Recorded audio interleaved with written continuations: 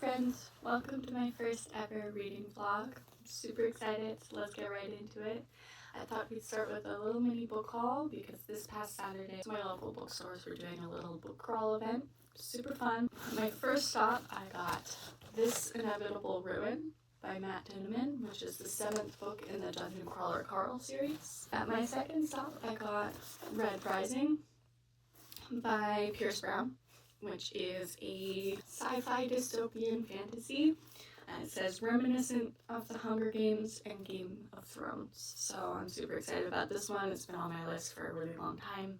And as for reading plans for this week, I have The Ballad of Songbirds and Snakes by Suzanne Collins, which is the first prequel to the Hunger Games. I'm about halfway through, so I'm going to continue this in a minute here. And then I have The Eye of the Bedlam Bride by Matt Dinniman, which is Dungeon Crawler Carl number 6. And then depending on how that goes, and where I am in the week, I'll either get to Sunrise on the Reaping, which is the second prequel in the Hunger Games, and I also have on my Kindle Age of Myth by Michael J. Sullivan, which is a fantasy. I don't really know anything about this other than people say it's good. So reading plans for today, I'm going to continue with Ballad of Songbirds and Snakes. I'm going to make coffee in a second here. I need another coffee. And I have some laundry to put away, so I'll get that done. And we'll see where we're at.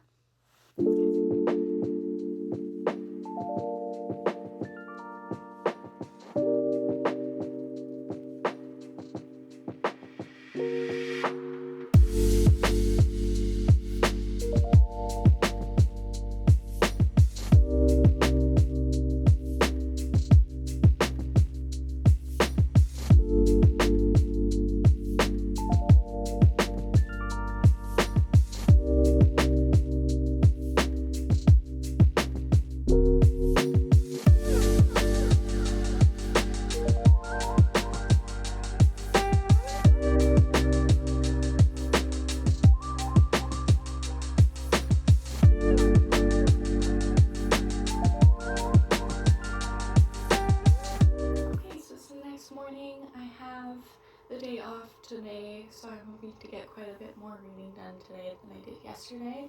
I did end up getting to part 3 in the Ballad of Songbirds and Snakes last night before I went to bed. So I have about 150-ish pages left, so I could probably finish this today. And then I'd like to work on my knitting a little bit. I'm currently working on the Ophelia top by Starcrossed Knits, so that is the plan for today. I'm gonna go make a coffee and get started.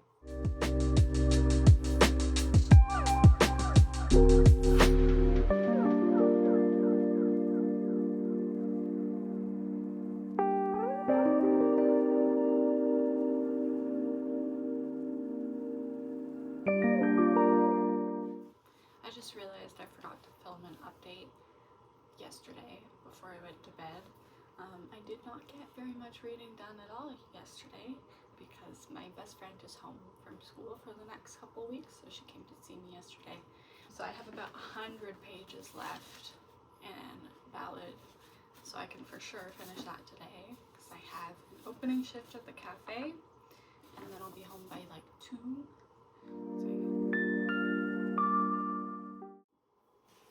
I just got home, it's about 2 o'clock. So I'm going to have my lunch, and I'm going to shower, and then I'm going to finish Ballad of Songbirds and Snakes, and then hopefully I'll get some knitting done today as well.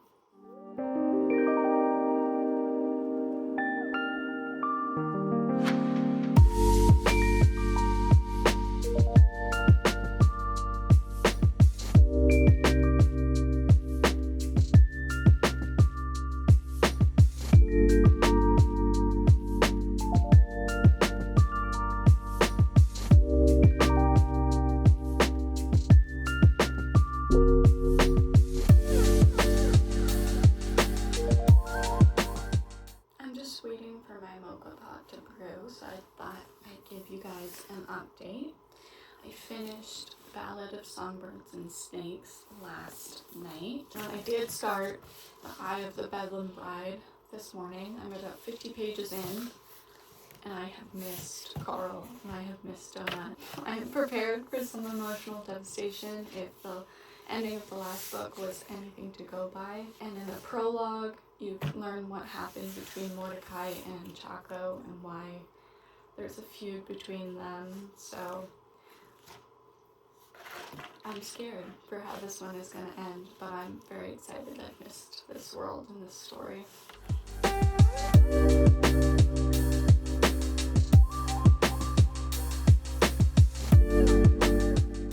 It is Friday morning. I did read 100 pages of The Eye of the Bedlam Bride yesterday. I have the day off today and it is kind of nice out. It's not supposed to rain or anything, so I thought I would take a little walk and maybe read outside. I'll take my knitting too and do some of that outside.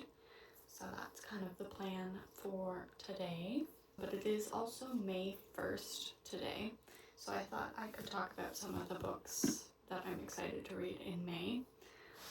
Obviously I'm going to continue with The Eye of the Bedlam Bride, and then I'd like to read Sunrise on the Reaping, finish up my reread of the Hunger Games series, and we've been doing a watch along as well. As I finished each book, we would watch the movie adaptation as well, but apparently we forgot to do Mockingjay, so we'll be watching Mockingjay tonight, part 2. And then yesterday, I'm really excited, my copy of Anne of Green Gables came in the mail.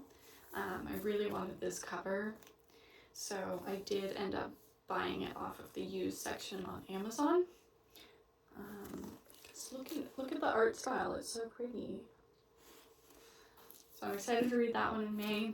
And then my mom gifted me a beautiful copy of Pride and Prejudice, so I'm hoping to get to this one in May as well.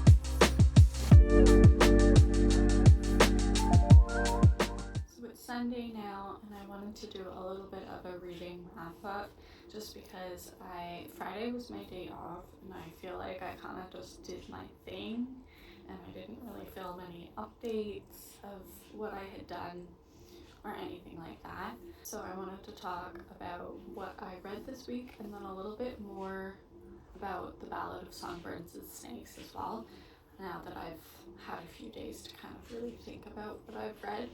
Reading from Snow's point of view was difficult.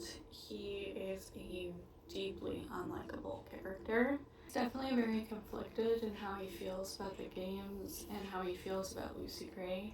In terms of Lucy Gray, he just seems to be more concerned with how being associated with her will make him look. He kind of goes back and forth a lot between being like, oh, I really like her, to I can't let anyone know that I like her because it will reflect badly on me and my family and the Snow name.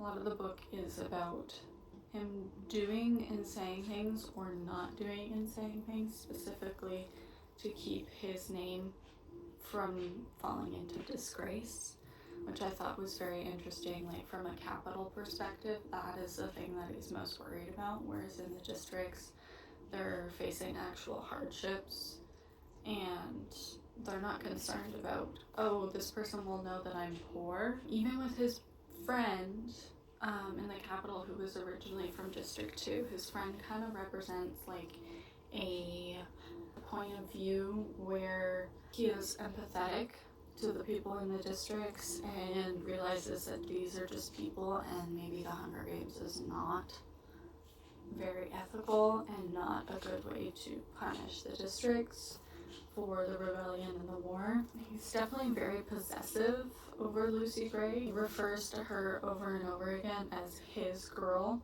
During the games, he thinks of her as a tool in order to make sure his name doesn't fall into disgrace and maybe he can win some sort of prize within the Capitol. I definitely thought the parallels between Lucy Gray's timeline and Katniss's timeline were very interesting. How Lucy Gray's songs survived in District 12 throughout to Katniss's timeline, and how much Katniss would have reminded Snow of Lucy Gray and of what he once lost. Even though Snow falls for Lucy Gray, he still maintains the idea that the people from the districts need to be punished for the rebellion and for the war, and he still maintains the idea that the Hunger Games are the appropriate way to do that, and he doesn't seem to develop empathy for her and for the people in the districts. Overall, I feel like all of the Hunger Games books definitely have a very political themed messaging. Every single one has something important to say, and I think Suzanne Collins does a very, very good job at portraying the message that she wants to portray. So just a quick little wrap up what I read this week. I finished Ballad of Songbirds and Snakes by Suzanne Collins, the first prequel in the Hunger Games series, and I started The Eye of the Bedlam Bride. I am now on page 337, chapter 29, so I'm almost halfway through this. We'll continue this next time. So thank you for watching, and I will see you in my next one.